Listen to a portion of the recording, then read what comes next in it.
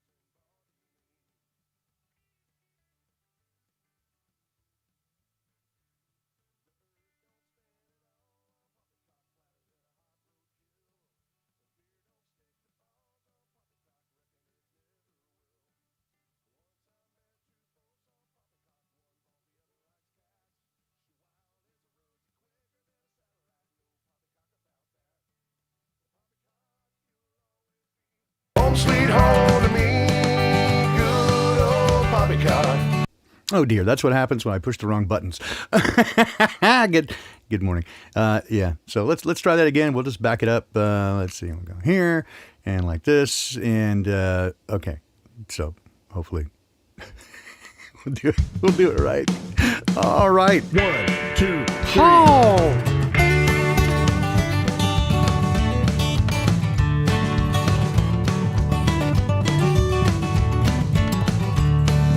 Cocks don't poppy, oh, PoppyCock, cocks do poppy by 4. You know it. And that's why all the folks on PoppyCock keep poppycocks in a jar. It's a big jar. But once I met a girl on PoppyCock back in the PoppyCock hills. They won't let me back on PoppyCock, reckon they never will. Oh, yeah. Well, PoppyCock, you'll always be home sweet home to me. Good old PoppyCock.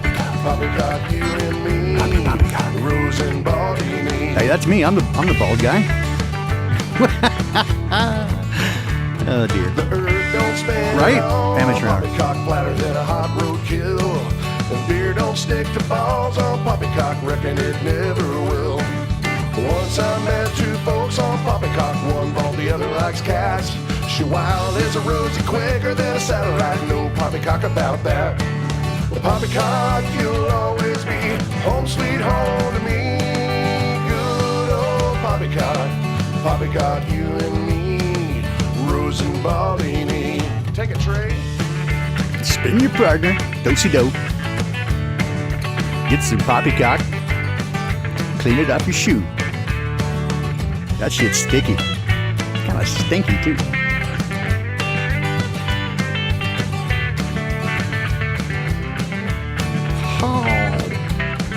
Here we go. Sheep don't like to flock on PoppyCock, ain't no PoppyCock pins. You might just find yourself on PoppyCock, waking with a PoppyCock kin. And PoppyCock, you'll always be home sweet home to me. Good old PoppyCock, PoppyCock, you and me, Rose and Baldini. Why so freaking early? PoppyCock, you and me. Oh. Well, there you go. When ain't the windmill, it's the pigs. Good morning, everybody. Yeah, so, oh, man. It's been wild. Yes, the PoppyCock is sticky. That's for sure. So, here's the situation. Yeah, now everybody's like, where's going on? All right, so, okay, we had crazy computer issues on Tuesday. Couldn't get those resolved. But that has set everything back. And so Rose had to take some time. She's, as you know, she's pretty much the backbone of the Crow 777 radio podcast. And they've gone to twice a week now. And so it means as much as she was doing before, it's twice as much and more now to schedule all the guests. And of course, she does the transcripts, blah, blah. So it's like overwhelming. And that last line that Trey put in there, why so freaking early? Well, it turned out to be prescient. It's like, oh my God. And if you had any idea what we go through to gather the PoppyCock, right? So, and I think, she just always wants to do the best possible job, and just, I think, like, it's like, oh my God, there's just too much going on. There's no way I can do all this. So, well, I said, you know what? I got this. We got you covered. We're here for you. So, all good. So joining me this morning, and this is this is why you didn't hear the intro music, is because I was trying to do this, which is the lovely and talented Karen B has agreed, as she does because she's awesome, to join in. And good morning, Karen. How are you?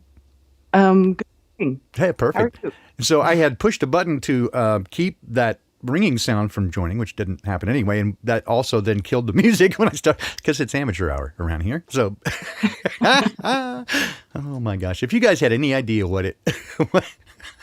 what we go through around these parts, it's Karen is the best.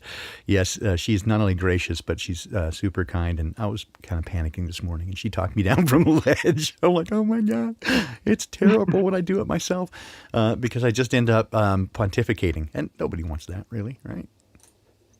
Yeah. Yeah, exactly. Thanks for your support.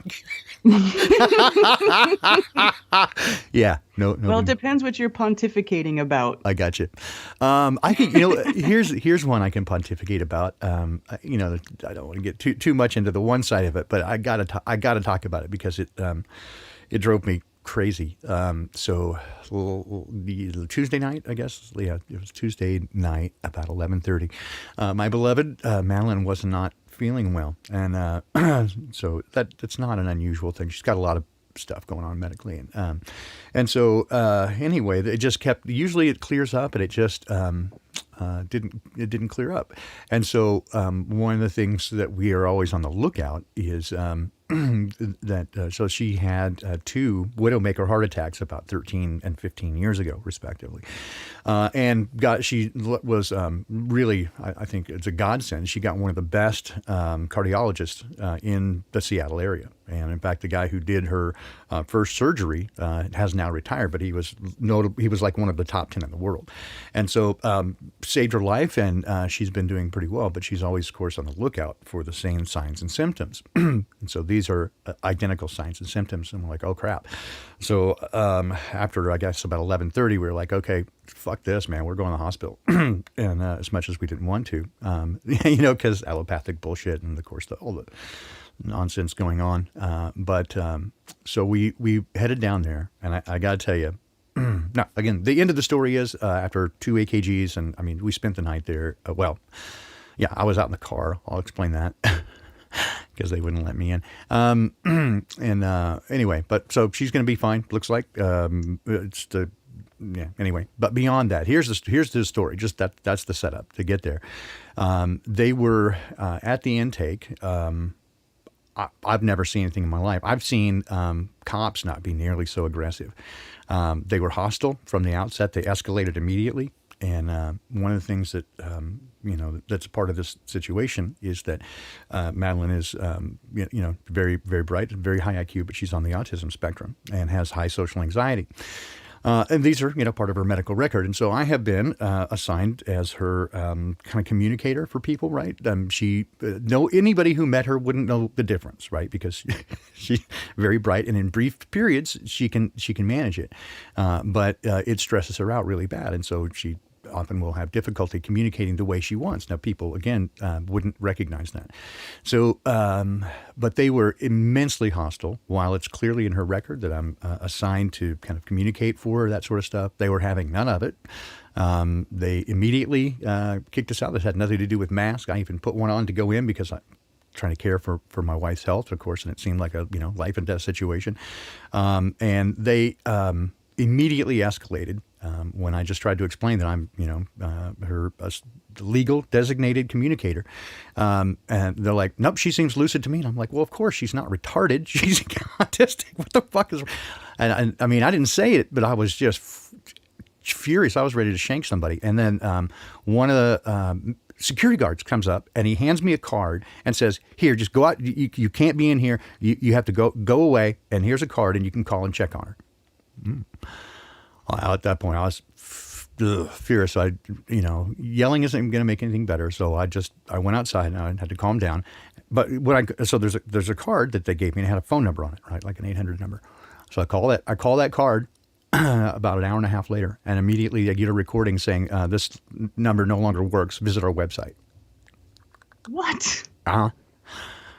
And And at that point, I started looking around my car for a screwdriver or something I could shake somebody in the neck with. I was just beyond. And but so basically they didn't communicate with me at all. I had to do a bunch of stuff to be able to get to the front desk and call in as though I was reporting an emergency to find out. And then finally they did transfer me back to a room. And apparently, according to her, the nurses were actually really nice. But of course, the other thing she said, she goes, you know what wasn't going on? Is there wasn't anything else going on. There's no COVID patients there. There's no anybody there. The one person smashed their thumb with a hammer. And that was it for that. So, and they didn't care about masks. They weren't doing any of that stuff. It's all a show. It's up front. They put on this big show at the door, keep everybody out. But after that, it's a lie. And yeah, it was super frustrating. So I didn't get any sleep at all, and couldn't do the Secrets of Saturn last night because I was exhausted. I didn't get it anyway. But what really freaked me out, Karen, and this is the part I think I want to say, is that we'd considered it and we'd talked about it, and I've seen posts about it, and I think it just doesn't hit home. It doesn't make that 18-inch mile between your head and your heart, right, between intellectually and understanding it. When they kicked me out, and I mean, it was with 90 seconds basically after getting her checked in, and I was like, oh my God. So we were still under the impression at that point she was having a heart attack. Right. And I just went, oh my God, this is going to be the last time I see her alive. And they're going to kick me out and she's going to be in there terrified and dying on her own. Right. And she said, she even told the nurse that. She goes, I'd rather just go home to die rather than deal with this bullshit. And immediately they got her to the nurses that were nice. But the number of families who have had people in a medically critical situation who have been alone in their last moments. And some of them, I've gotten stories from people who they literally, elderly people, they just gave up, right? Because they couldn't be with their families. I can't tell you how angry it's murderous what they've done. And ruining people's lives. I mean, the number of people in the industry that I work in, which is, concerts and touring and pro audio and that stuff, they've killed an entire industry. So not just the artists, but all the people that are responsible for doing live shows in every aspect. They've killed it, and there's nothing for it. I mean, people they starved and they sold off all their gear, and the only people who have benefited from this entire situation are, of course, those who consider themselves the elites. Of course, Amazon makes a shit ton of money, Walmart makes a shit ton of money, the big corporate players make the money. All the moms and pops go out of business, and they love it. And I'm I know. I am murderously, furiously angry about this. When I experienced it, I guess my bad on me for not really cogitating it until I was faced with the situation myself. But fuck the fucking fuckers, man. What about your wife? Couldn't she say, I mean, I assume she did say, no, I need him here. Oh, no, at the very beginning, while we were checking in, it was very clear. They asked me my first name. They knew my first name because I'm in her medical record, and this is not her doctor. This is the local hospital, and because of what they call EPIC, which is electronic sharing of information, which I don't know how doesn't violate the HIPAA laws. Again, all the laws are just nonsense. It's just to promise you something and never deliver, right? It's just like the Constitution. Great document, makes a lot of promises. They've never delivered. And same thing with HIPAA, right? So they give you the impression that your shit is, protected by law, but they don't fucking care, man. Anyway, so yeah, they asked me my first name and they had my phone number and everything. And they're like, they saw what the situation was. They're like, nope, you can't be here. These are our rules. Nope, nobody. Right. And so, yeah, we were quite clear on the fact that, that's part of my role as her. I don't understand how they can get away with that. I really don't, because it's a hospital and you have the right to refuse care. I mean, it's ultimately what it comes down to is it's your health care. So why do you step foot in a hospital and all of a sudden these hospitals think they can act like the fucking Gestapo? Well, yeah, that's the thing, right? That's exactly what we talked about, is that they acted like Nazis. I mean, their whole behavior. Again, this is the admission team. This was not the caregivers themselves. So I have to clarify that because I don't want to throw anybody under the bus without cause. But absolutely, they behaved as, and I've seen this behavior before, right? By rent-a-cops and even cops, by people who they get their thrill out of controlling other people and see other people powerless and can't do anything. They love it. And that's, I could tell it's exactly the way their behavior was. They immediately, they're like giddy about it. They're giddy when they say that you're powerless. Right. And so can you refuse? Yeah, we could have refused treatment. Right. And because she almost did. She literally told the admitting nurse, I would rather go home and die. Right. Than to be alone here. Right. And but she said immediately they got her to people who made her feel better. Right. The actual good nurses who took care of her. But if they had been like those people at the admission desk, no, she would have left.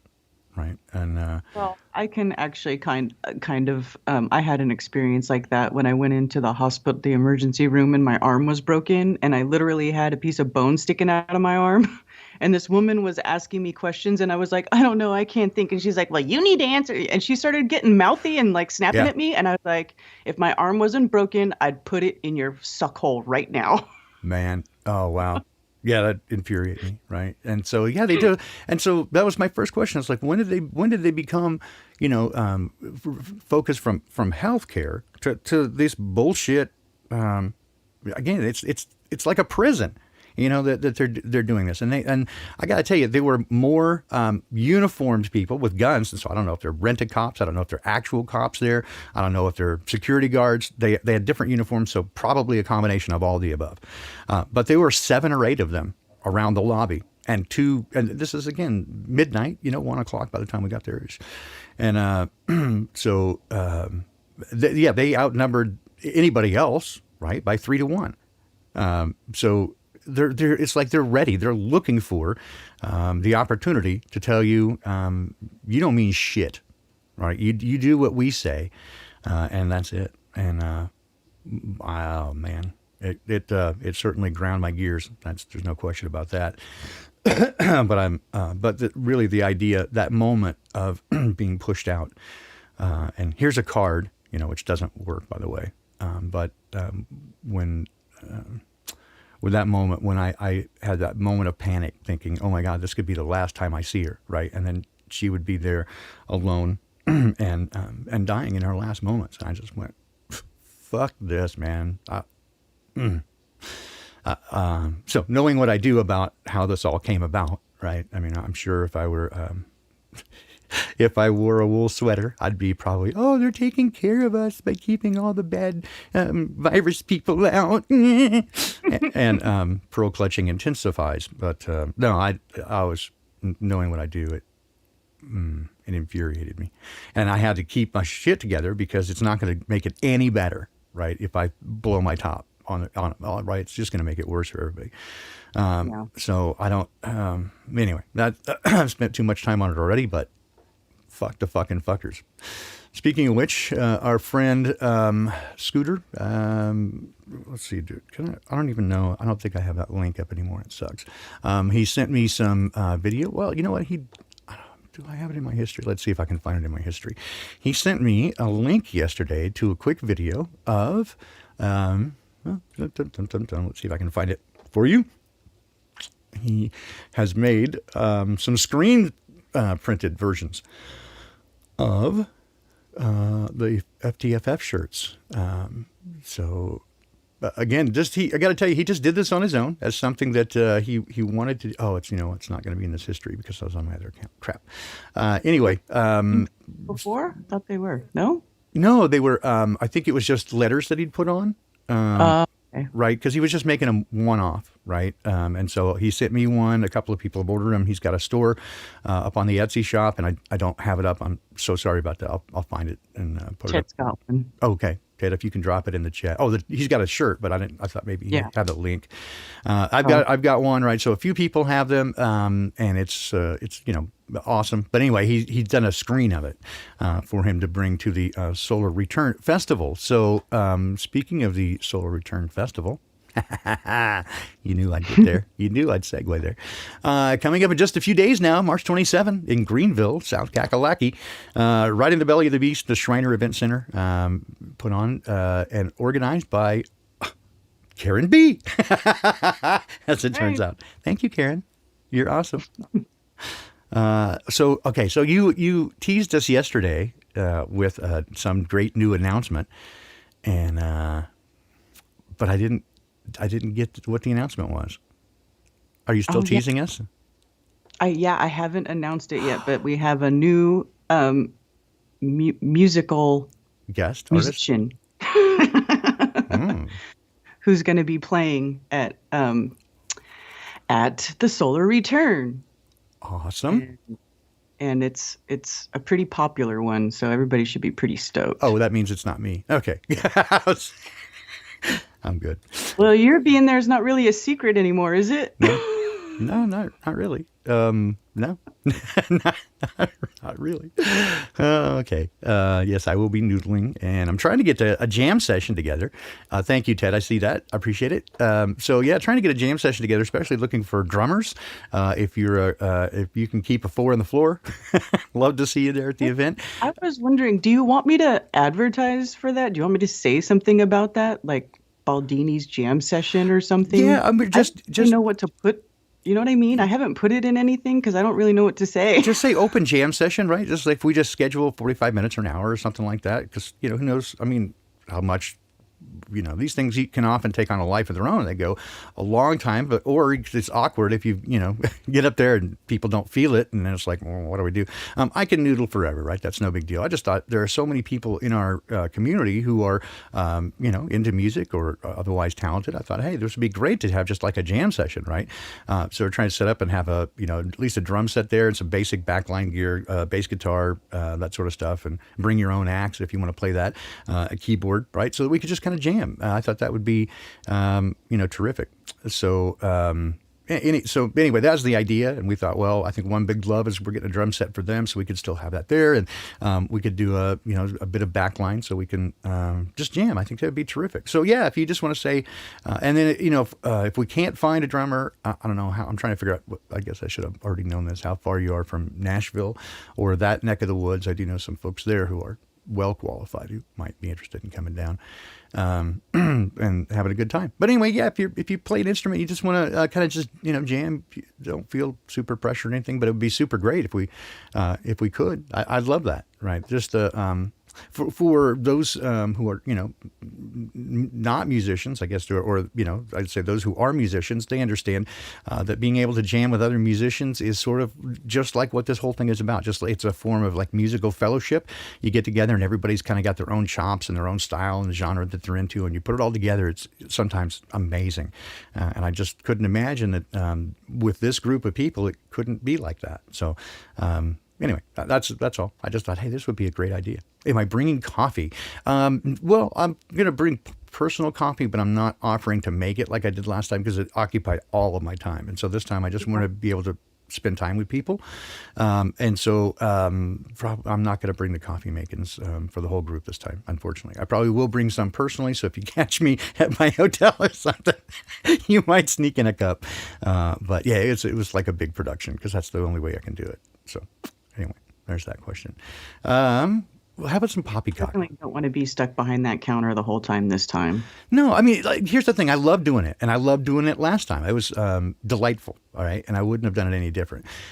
But, again, one of the things about last time is I was terrified, right? I was terrified by I've become very much a hermit. And so getting back out in the public, it was just a little unnerving for me. And so I thought, well, this is one way I can kind of do it and yet have that little buffer zone as I can focus on making the coffee, and then I would I have a good excuse. And I also bookended the flights, and that was partly just for work. I just had to get in and get out as quickly as I could.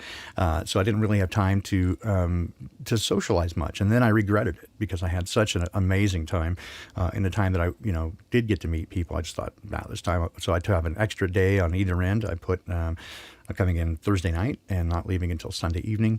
So I have extra time just specifically to fellowship and spend time. So that's what I'm doing this time anyway, because it was so amazing. And that's why I love why you're doing this is instead of presenters, it's just a fellowship and music and art. It's fucking awesome. Exactly. This is awesome. It's like a big party. A love fest. It's much less formal. Not that Flattoberfest was very formal. I mean, I'm not a very formal type of person, so I don't know that any of my events will be very formal, to be honest with you. But this one is definitely more on the relaxed side because everything is always so structured that we go to. And, I really feel like enough of us know each other well enough now that every time we do one of these, it's more and more like a family reunion than it Yeah. is like a conference or a convention. Yeah, and so I loved even that you on Flattoberfest that you did that, right? Which is you scheduled instead of back to back to back to back presenters, right, with 5 minutes or 15 minutes in between. There was like there was enough room in between for people to get to know each other. You already had that covered, and then. Yeah, what has come of it, right? So, like you said, family reunion. But even this last time, I was shocked that there was like 60%, maybe 55, 60% of people who responded said it was their first ever event. Yes. That was awesome. Yeah. Like it gave me like literally goosebumps, right? I was like, oh my God, I was one of them, right? But it was like amazing. People discovering for the first time what it's like to be around like-minded people. And suddenly you're not, everybody thinking you're the retard in the room. You're right. I get used to that though. I've been me for a long time. So I don't know any different, but it is an amazing thing to get everybody like-minded together in one room and people that you've communicated and interacted with, right, in a virtual space like here. Pretty remarkable stuff. So again, if you get the chance, and even make the chance, right, to come out and join us in South Carolina, and here's the link. I'll knock this in here real quick. So if you haven't yet gotten your tickets, you missed the discount code yesterday. That's my brother's birthday, by the way. Yesterday, I forgot to call him because I'm a bastard. I'll get him today because today is March 4th, which, is the day the Cubies have been point to. Are you ready? Are you ready, Karen, for the big March 4th comeback of Cheeto Jesus? I saw a good one yesterday. Somebody showed the stack of all those empty executive orders that Snuffleupagus was signing and saying, like 177 is he signs Trump back into office or something. Oh man, the hopium these guys are smoking is.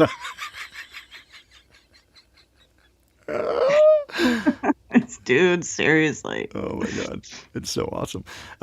In fact, I was actually shocked. I related the story yesterday. How I had just this last weekend commented how we normally do the PoppyCock on Rose's channel, and she had got tagged with the Q disclaimer. I was like, oh, for fuck's sake, really? Because we don't ever talk about it other than just like in passing mocking it, right? We never really have gone into it or anything like that. And so they just put whatever tag they want to go, we don't like this channel, right? And they consistently demonetize my streams because they don't like the content. And so but as soon as I said that they hadn't done it, immediately I got the Q tag on mine. I'm like, really? Oh my God. So I gave them a piece of my mind on the feedback. And then they pulled Tuesday's Poppycock and said, they made it ineligible for monetization. It's like, look, guys, I make what, 6 cents or something like that for 1,000 views. It's retarded. We don't make anything on this. If anybody thinks we're doing this for the money, you are an artard, because I give up actual work to do this, right? So I spend 25, 30 hours a week on doing this stuff, and I make almost nothing other than the kind donations that people send. And thank you so much for that, to just drop in stuff with PayPal and things. I can't thank you enough for that. It's so kind because I rarely ask, and usually then it's for somebody else. But yeah, so I just I challenged it, and as I recall on Tuesday, because I was alone, I sort of pontificated about the nature of the world. And so I just in exasperation, I just challenged it and said, no, do a manual review. And I got a note yesterday that they did. They manually reviewed it and they reinstated its monetization. I thought, of all the shows, of all the episodes that they could have manually reviewed, because I went after him on Tuesday. I was just like, fuck all these fucking fuckers, right? Everything you hear in the news is bullshit. I mean, and that's the basis on what they had to go. And they went, yeah, that's fine. I don't get it. It's fucking clown world, man. Oh my God. Oh. Oh, this Cuomo guy. Do you follow any of this stuff? Well, The some poppycock? of it. I Yeah. mean, you know. Enough to know what's going on, basically. Yeah.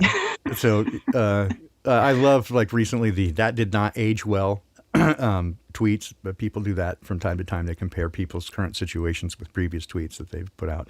And Cuomo making a big stink about, believe all women. Back when they had the Senate confirmation hearing for Kavanaugh, right? That all survivors of sexual assault should be believed, and the people that they're accusing should be held accountable no matter what. Oops, got his third one now, and he says, I'm just being friendly, despite the creepy hot dog video. We'll get into some serious stuff here. So this is some stuff with Texas. And a couple of things here. So Governor Abbott in Texas, he ended the mask mandate. And, of course, the Dallas Morning News, as our other left-leaning, which is most of them, news outlets, including CNN, are taking him to task for it, saying he did it without input from his medical advisor, science. And pearl clutching intensifies. So he did that along with others. And, of course, in another example of the left can't meme, I would show it to you, but it's ridiculous. The left tried to meme, how stupid and how weak the governors who give in and remove the mandates are. Yeah, fail. I won't even show it to you because it's so embarrassing. But along with this, and I'll do, there was, of course, the big power outage in Texas, and I've been pointing this one out with some frequency that they are telegraphing that there is going to be a major power outage, and they're telling you how fragile the grid is, the power grid. And this is another example of this. This is Overton window action right here. You can see it in real time. CEO of Texas Power Grid fired after massive cold weather power outages. And his explanation for this, of course, is that we did take some people off the grid, but we preserved the integrity of the entire grid because it's so fragile. So keep in mind that the Texas power grid is one of three primary power grids in North America. There's the East Coast, the West Coast, and both of those are shared to some degree with Canada. And then there's the Texas, which extends beyond the borders of Texas, but they kind of have their own. And as a result, this is why the first indications when there was power outages that they blamed it on frozen windmills. Yeah, until immediately people went, oh, that's bullshit. Right. It supplies like 4% of the power for Texas. And they're like, no way. And they go, no, okay, it wasn't that. It was this other stuff because reasons and things. And they've continued to do that. So interesting here that, again, Greg Abbott is the governor of Texas. And so he's put pressure on this guy. He's the CEO of the Texas Power Grid. Right. So they have with this what's called ERCOT, which has to do with it's power grid management, basically. But they are overseen by a board, which is the state governor's board, which the governor put his own people in there. So they're overseeing this guy, but they're saying this guy is the problem. You can see the problem with that. It never comes home to roost. But you're going to see this in the news with increased frequency. I think is this issue of power grid stability and what happens there, because they are telegraphing to you that this is coming. That is the reason for all of this. Is what really caused the Texas power shortage? Well, my answer to that is it's the Overton window. They are telling you, they are setting up, as they always do, right? Every single event, right, whether you want to consider it real or false flag events, every single one has had identical preparation and scenarios run either just before or, in fact, concurrent and in the same place. If that doesn't smell like rotten fish, as the actual event. From the events of that fateful September morning 20 years ago. They were running an exercise at exactly the same time, which is why they claimed they didn't, the air traffic controllers were confused because they didn't know if it was a real or, scenario, because they were running the exact same scenario. Yet at the same time, the president said, well, nobody could have imagined that. Nobody could have foreseen that people would do this, except for they were running the exact scenario at the same time. Just, what? Yeah. You know how to tell if a politician's lying? Their lips are moving. Mm-hmm. Exactly. These days, they don't even have to move their lips because, read my lips. They just do the thing. They just sniff you. So we got that going, which is nice. And that's an interesting one as well. I'll have to just search for these because I was a little unprepared this morning. It's all last minute. So I said I would try to do my best to explain. So again, just real quickly, you noticed that, of course, the lovely and talented Karen B. is with us this morning, and for which I am immensely and forever grateful. So the lovely and talented Rose, again, Crow 777 Radio, as you know, has now gone to twice a week. And then, so that has more than doubled the workload for Rose, who considers that her primary responsibility. And I agree. I don't blame her. This is good. We do this kind of for fun. Again, we're not making money, I'll tell you that. So anyway, then of course she was, had her own health issues for a minute, and then it was just overwhelming. And so now she's trying to catch up, and it's all too much right now. So she says she'll try to be back for Tuesday, but again, no guarantees because it just is what it is, right? You got to catch up and do your thing, and no harm, no foul. But Karen is nice enough to come in and sit in, so I'm not here talking to myself like an idiot. Anyway, so here you go. Uncle Joe Snuffleupagus here, has notoriously during the campaign, and we're told that he received more votes than any other president in history. Well, he couldn't get more than 5 people to come to his rallies because COVID. They were trying not to be super spreaders. They were being safe, right? And similarly, being safe with the media. They kept him in a basement and wouldn't let him answer any questions because. Well, they never really explained that, other than the pre-written questions, because he still struggled to answer those, even though they were. Anyway, so he won't answer questions. So there was kind of a stink about that he did not do a typical State of the Union address. It is customary for an incoming president to give a State of the Union address within the first month of their inauguration. Snuffleupagus did not. And then they acted like, what? That's not a thing. What are you talking about? Well, yesterday, during his, there was a live feed from the White House as he's doing he was doing a commentary. And then at the end, he kind of paused and confusedly said, yeah, I can take questions if that's what I'm supposed to do, Nance. He says to Nancy Pelosi, if that's what you want me to do, looking confused. And they just cut the feed. White House just dropped the feed. Like, no, you're not answering questions live, Sparky. No, because they know that's going to end badly. And that has been viewed more than a million times. They just cut the feed. And they're going to continue to do that and protect him. And if anybody who doesn't see what's going on here, oh dear.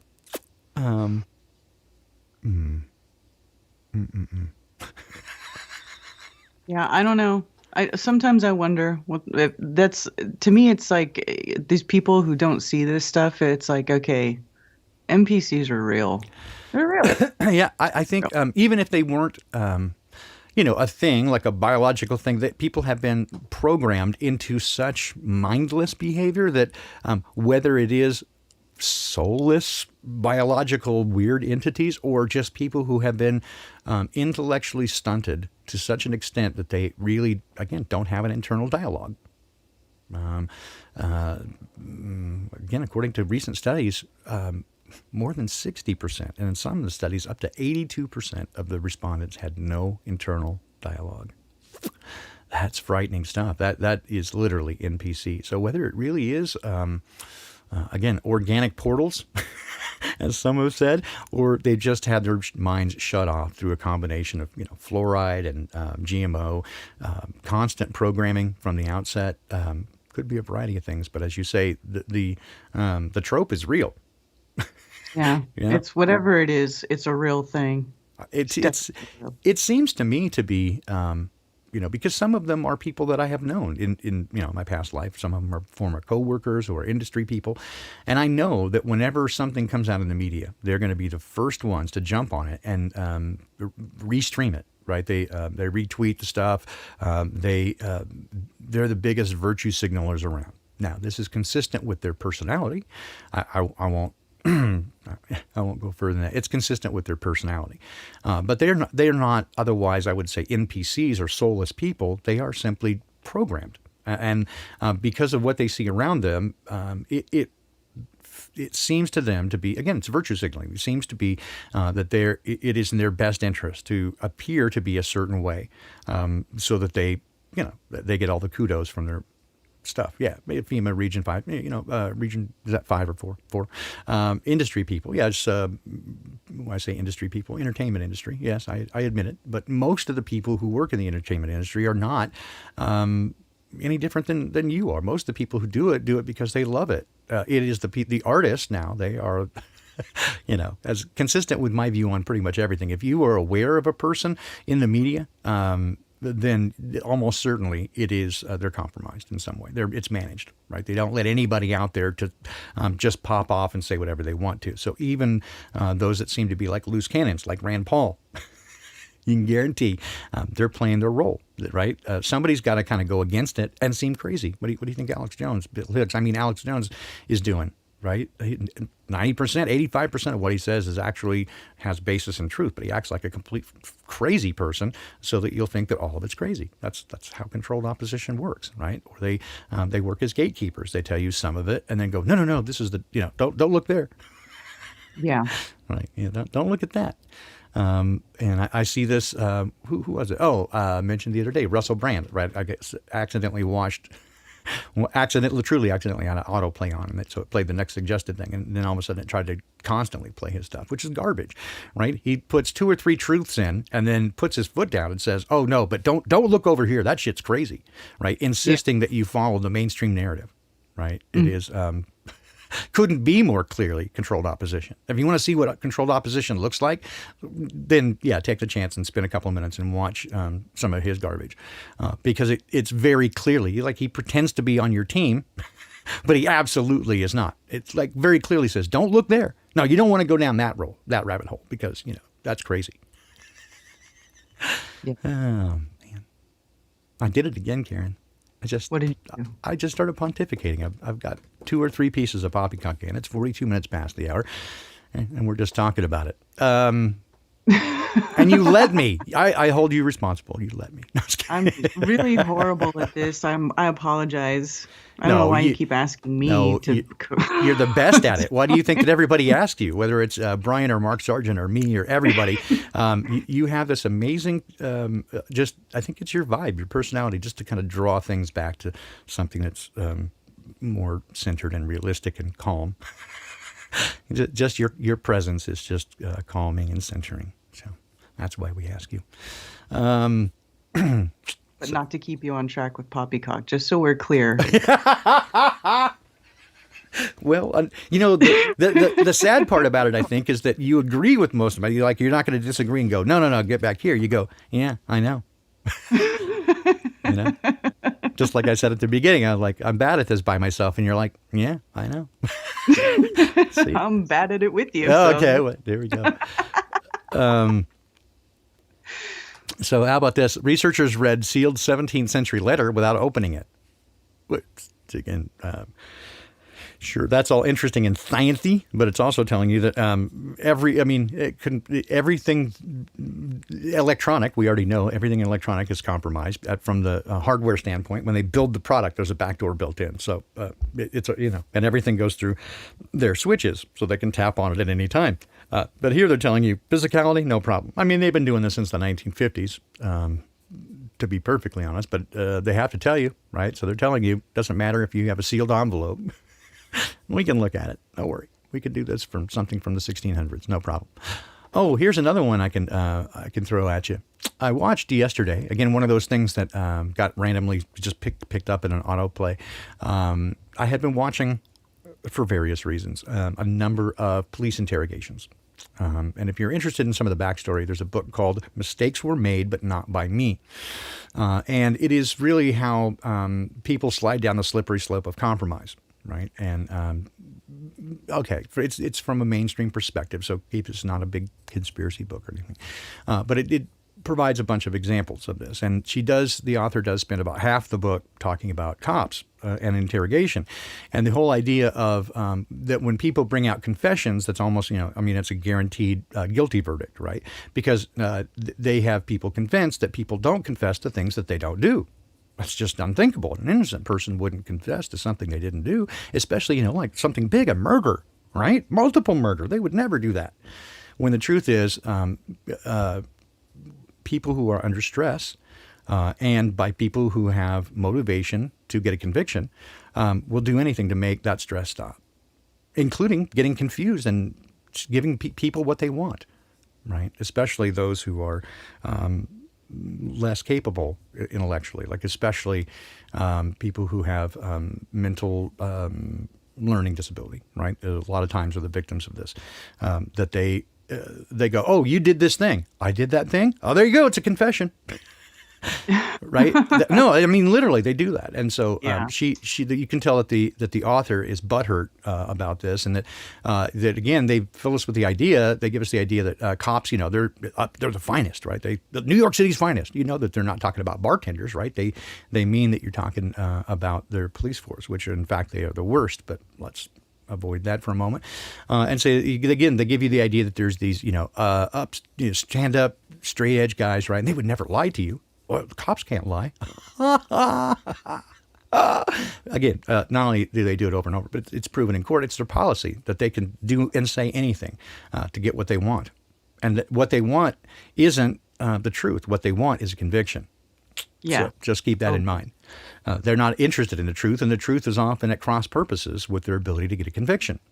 And so this is why you see people like infamously Camel Toe, Heels Up Harris, blocking DNA evidence from getting people off death row because it works against, they've got a conviction. They don't want to let that go. They got to be seen to be tough on crime. And so they don't care who gets hurt by it. In their mind, bad people are bad people. And so if they didn't do this, they did something else. And so, it's okay to punish somebody for something that they didn't do, even the death penalty, because they're a bad person. And therefore, they're morally okay with it. Well, keep in mind, those people have no morals by the time they get to that level. So, and I don't like blanket statements, but I will say again, by the time you get to that level, I have no doubt that, again, everyone beyond a certain position is compromised. But that's why you see it, right? Anyway, all this to get back to the way that you get lied to, right? And so I've been watching some of these interrogations by police to see what happened, right? And also,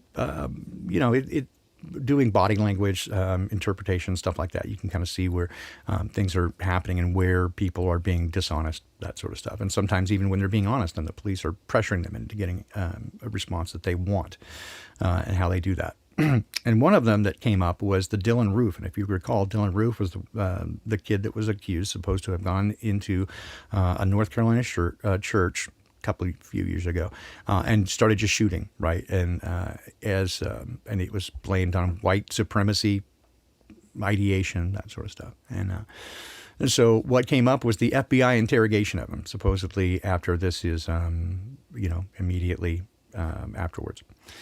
And it couldn't be more obvious. If you can easily YouTube it, it is the FBI interrogation of Dylan Roof. It's about 2.5 hours, something like that. You can tell within the first 20 minutes, or at least I could. It is such a put up. Nobody in that room believes the narrative that they're telling. And in fact, Dylan Roof can't even succinctly describe as a person would. If I said, "Hey, Karen, tell me about your growing up. Where'd you go to school?" Right? You could tell me, immediately where you went to school and your background, because you lived it. Kid couldn't do it. And it's not because he's otherwise mentally incapable. He's certainly lucid. He seems to be, they're giving you the impression that he's kind of slow and a little bit mental, but certainly not in a way where he couldn't lucidly describe his growing up and where he went to school. But he couldn't remember the script. I mean, but he can remember, just stick with the script, that he hates black people, white people hate black people. He didn't say anything to him. He just went in there and shot him. He's got that part of it down, right? He's just told, here, just play this part. And the guys playing the part of the FBI agents are just doing their part. It's a put up. It's a badly acted reality show, right? Sort of unscripted, but like, here, you play this part, go. to give it some, again, a patina of legitimacy. It couldn't be more clear what's going on with that. I don't know how people don't see it, honestly. It still boggles my. I guess the same stuff with the president. Just how clear it is these days, and how easily people are so in the under the spell that the lie doesn't even have to be very good anymore. Right? It's they just say whatever they want. There's a car in space. Oh, that's amazing. We just drilled a hole on Mars. Oh, God, that's so awesome. I'm going to cry. And they do that shit, right? That people bust into tears because they're so happy. The flu magically disappeared this year. Isn't that amazing? We had a pandemic that shut down the world with a mortality rate, a tenth of what the seasonal flu is. But the flu disappeared. Nothing wrong there, right? I agree, Rob. Everything's a put on.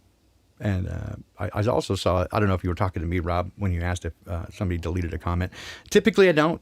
In comments, I don't usually delete things. Sometimes people, they get deleted or at least held up by YouTube. And if I don't intentionally go into the comments section, into YouTube Studio comments, things that are unpublished or held, blah, blah, blah. It's like 6 or 7 steps to get there and look for them. Then I never see them. Unfortunately, I also have, as a moderator with a wrench, I've had YouTube remove my comments to where nobody saw them. Yep. No, and I think everybody's had the experience. If you're a moderator, like you'll show up blue and then it goes away. It shows up blue and it goes away, or your stuff disappears, or it says you can't moderate. It's just so weird. I don't know if whatever. Oh, in the live chat, I can tell you for sure. I can tell you for sure, Rob. During the show, I don't do anything to the live chat. I can barely keep up with it. I just sort of look and see it flow by. I try to catch things at the time, but I absolutely don't have time to moderate at all. So moderators moderate, and I trust them to do that. If somebody complains, and they have, about friendly fire or whatever, it's happened.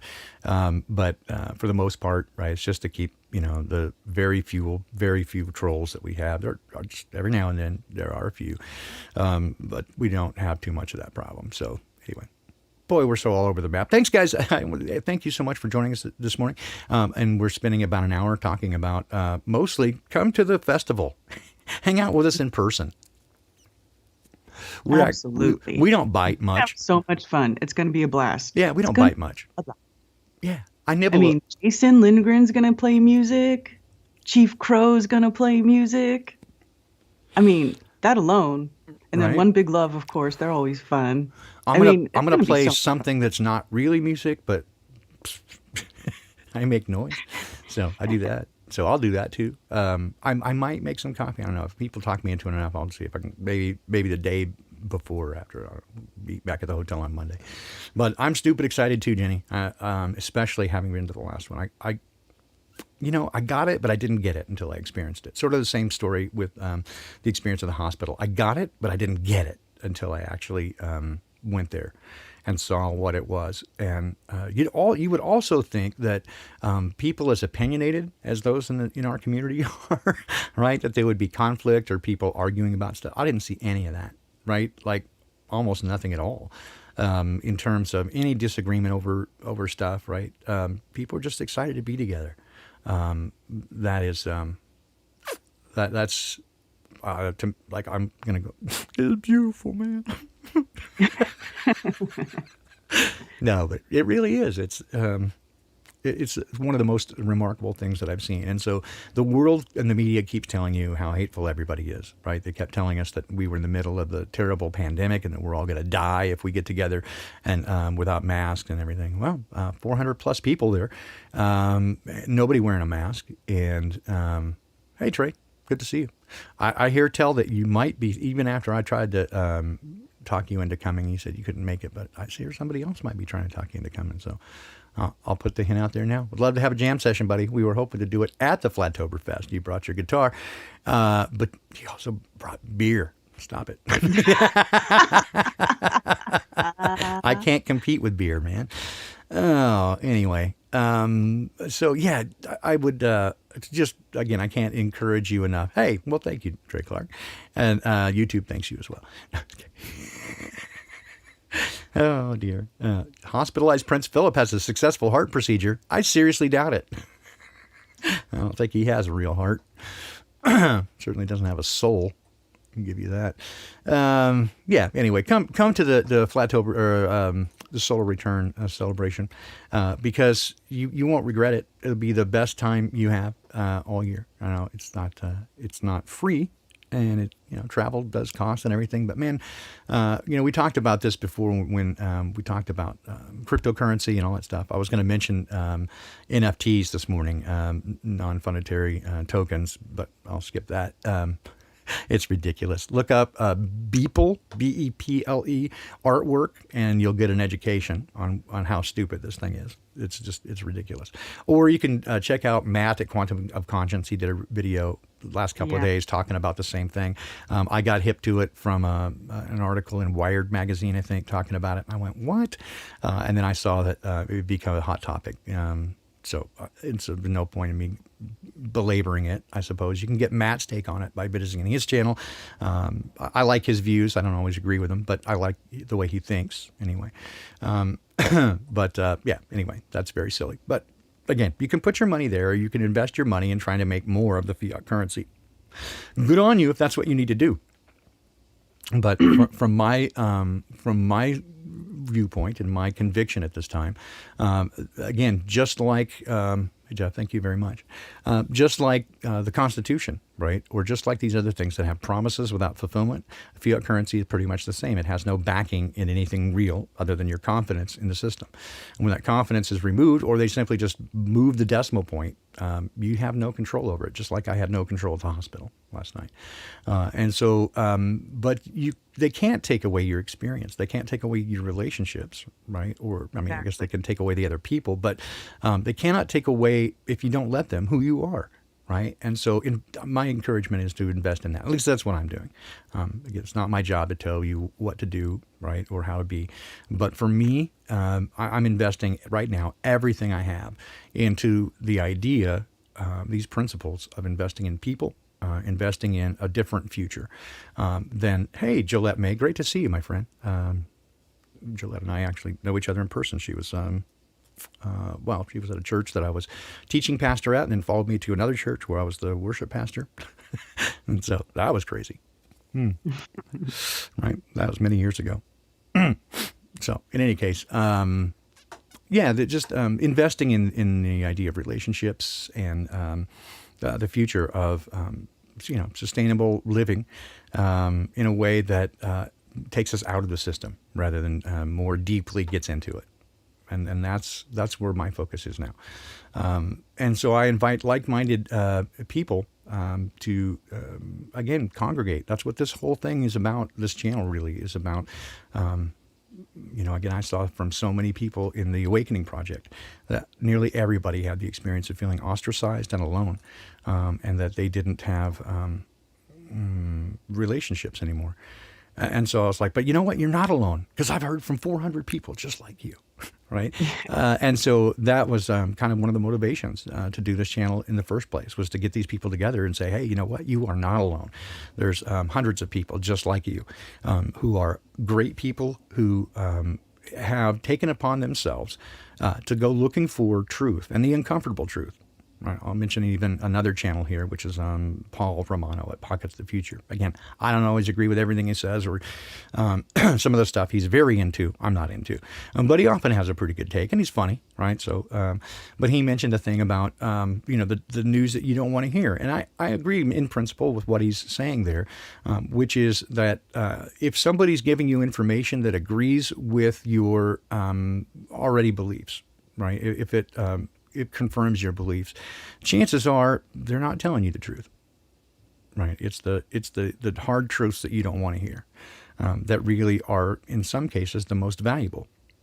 And so when people are giving you information, like, again, the Q narrative, right? Because you want to hear that all these people are going to get comeuppance, right? They want that very badly. They need it, but it's not true.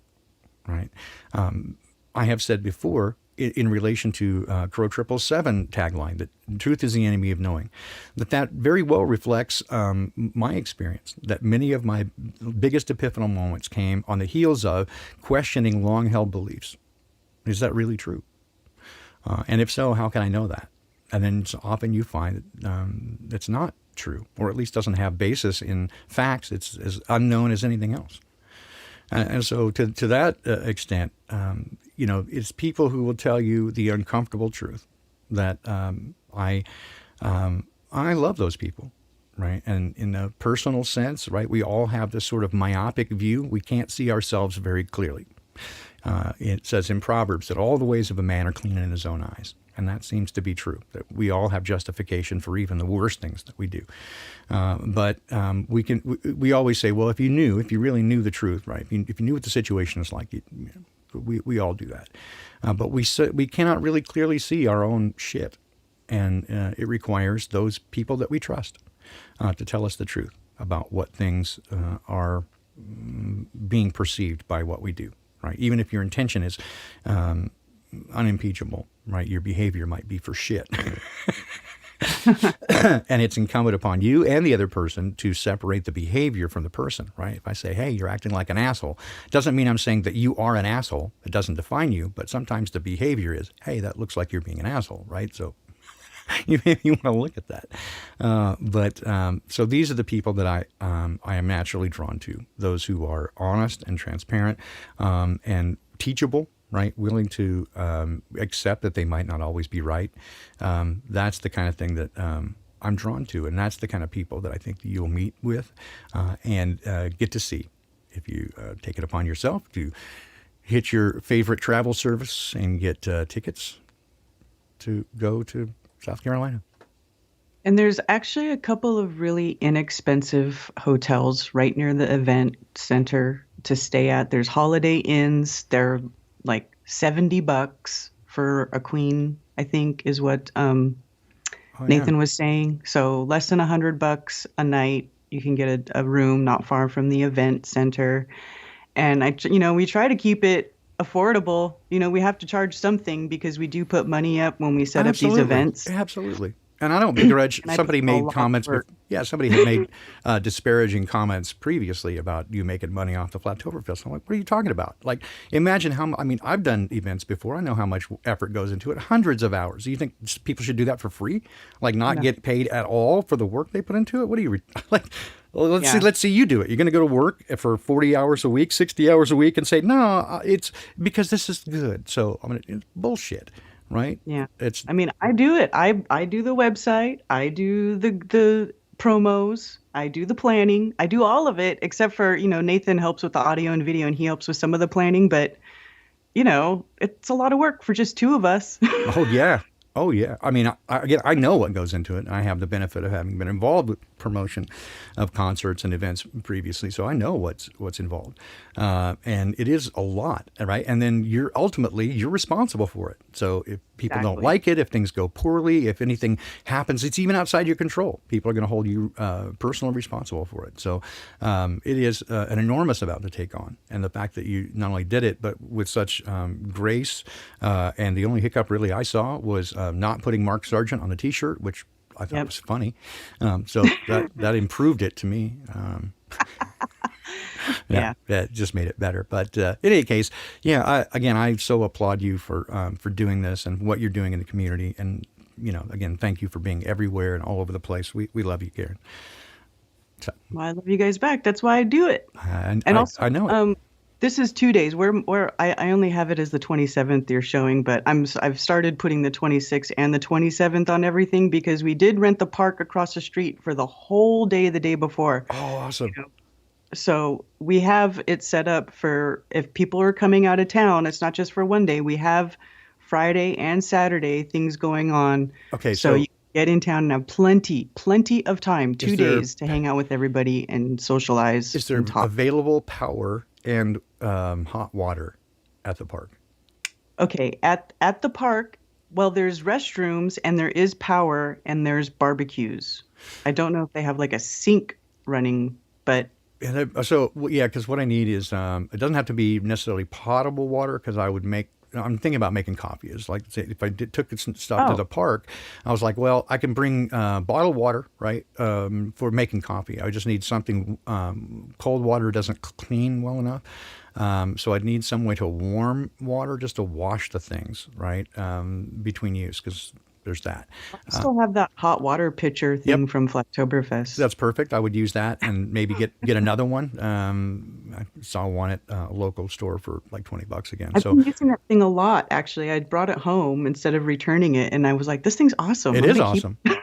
No, I got one myself, right? I'm like, yes. And I gave one to Jason and Rose, right? Because it's not just a bowl of water, but it's also got a tea infusing screen in it. So pretty awesome. Anyway, maybe a camp stove or something like that we could just heat. All I need is enough water to wash the things appropriately because, I use heavy cream. And so the fat if you put cold water on it, it just turns into you just can't clean it. So it has to be warm enough to clean things, but it doesn't take a lot. But anyway, I was just thinking so many people are asking about coffee and I really want to keep the event open, but might be able to make a few cups, a few pots at the park. Right. So we'll consider it. That's possible, Mojo. Yeah, well, we'll think about it. We still have a bit of time, but I'll consider it. It just came to me, so we got that I'm sure we could figure it out. But yes, there is electricity there and lights and all that stuff. Okay. So yeah, cool enough. Well, if there's, like I said, if there's electricity, we can kind of work the rest out. So I'll consider it. Anyway. It's Jennifer. Yeah, he's not going to make coffee in the event center on the day of the event. Yeah, but the park the day before. Maybe, yeah. Maybe. Even if you, I don't know. We'll figure it out. I would love to make you coffee, right? But it's kind of a big production, and so because otherwise I'm unhappy with it. I was even not thrilled with the coffee that I made last time because it's not anything close to what I make at home. Just by the nature of that you're any leftover cocaine. There never is any. And there's never any left over, unfortunately. That's just the nature of cocaine. Anyway, so as we come to the end now, thank you guys again so much. I realize this has not been normal Poppycock, and it never is when Rose is here. Well, and we're not normal. So normalcy is simply the average of all weirdness, right? So thank you, Jeff. I appreciate that. And I know Johanna has offered too. So if you guys do help out and you want to help out with the coffee, that will make things easier, right? If you can do some of the background work and anyway, I'll do the best I can to give you a decent cup of coffee. It's not what I make at home because it's, I'm not in my own space. It's always that way with cooking. It's just much more difficult to do elsewhere. But it's a decent cup of coffee. I don't think I got any complaints from the crowd at Flaptoberfest. So again, Karen, thank you so much, not only for being here, but for everything that you do in the community, and especially for giving us an opportunity to get together. And I do feel like it was synchronicity, serendipitous that this same event center opened back up right during that time, because I know you were having troubles finding a place that would allow us to be there without masks. So I'm going to see who's going to be there because I'm curious. I mean, I already know, but. Do you want me to tell you who it's going to be? Well, I was clicking on the website, right? So it's not there yet. Oh, is it? I did. Well, I didn't put. Well, you could say who's going to be there, but I didn't put the newest edition. I still have to update my website quite a bit. But we got Chief Crow and the Flat Earthworms. I can't play that, or I'll get copyright. So Jason Lindgren, he's going to do some music. I might even sit in with him. We'll see how that goes. Watson Atkinson is going to have his art meeting. Art. And is he going to bring tattoo stuff or just art? I don't know if he's going to bring his tattoo stuff. I know he's going to bring his artwork. Cool. Should I tell him to bring his tattoo machine? I don't know. There might be issues with health issues, right? I don't know if they'd be okay with that. But he does do tattoos. Yeah. I have a tattoo by Watson. He does beautiful work. Awesome. I remain ink free because I would do it, but it's so permanent. Yeah. My wife loves the ink. This is the one I'm interested in right here, because I was last time. Zach and Cammy's How the World Works, hands-on demonstration. It's freaking awesome. Zach and I have been messaging back and forth in Skype on experiments he's doing and thought experiments that I'm doing. It's a lot of fun. Can't wait to get out there and set up a lab. It'll be awesome. Anyway, kids, so much love to everybody. And again, thank you so much for joining us and putting up with us. I appreciate you coming and sticking with us today, even though it's not the same typical PoppyCock report. It's the typical PoppyCock that's out there. You know what's going on. I don't have to tell you that it's stupid. It's clown world. And it's, well, it is a spiritual battle that we're in. And, you know, as it turns out, that's the last thing they want you to know, right? Is that that you're in a battle, and well, they want you to think you're in a battle, but they've got you making each other the enemy. And in fact, that's the topic of this week's Unintended Consequences. It's called The Enemy Within. I think you can see where we're going with that. Anyway, thank you so much, Karen. Appreciate you always being willing to join me. Well, no problem. I'm happy to be here. Outstanding. All right. I will say goodbye then. I'll say goodbye to you and then chat with you later because I have this stupid setup I still haven't fixed here, which I can only get just a few things at a time running. So I'll say goodbye to you, Karen. Goodbye. Have a lovely day. All right. Take care. See y'all later. All righty. And then I will play, because that's how I do, a little outro music here, which is the same as the intro music. And just love to you guys. Have a great day. Take care of one another, right? Be good to one another, even those who are shitty. You know, I know you don't feel like it sometimes, and sometimes it seems that they deserve a little comeuppance, but a lot of people are just scared right now, and they don't know what you know. So if you are the person that I think you are, and that I hope you are, right, show love even to them. It makes you awesome. Take care, guys. 1, 2, 3.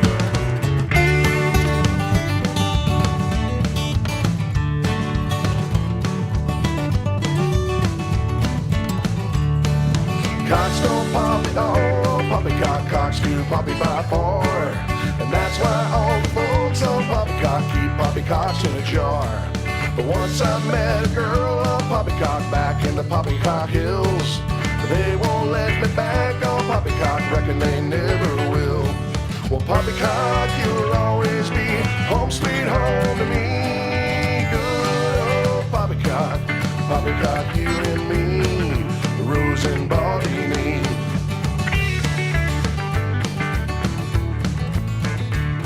The earth don't spin at all on PoppyCock, flatter than a hot roadkill. And beer don't stick to balls on PoppyCock, reckon it never will. Once I met two folks on PoppyCock, one bald, the other likes cats. She wild as a rosy, quicker than a satellite, no PoppyCock about that. Well, PoppyCock, you'll always be home sweet home to me. Good old PoppyCock, PoppyCock, you and me, Rose and Baldini. Take a tray.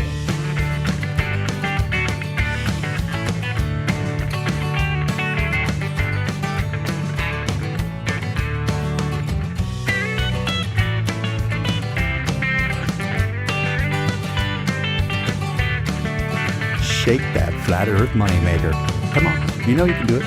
Wiggle it, wiggle it. Sheep don't like to flock on PoppyCock, ain't no PoppyCock pins. You might just find yourself on PoppyCock, waking with a PoppyCock can. And PoppyCock, you'll always be home sweet home to me. Good old PoppyCock, PoppyCock, you and me, Rose and Baldini. Why so freaking early? PoppyCock, you and me.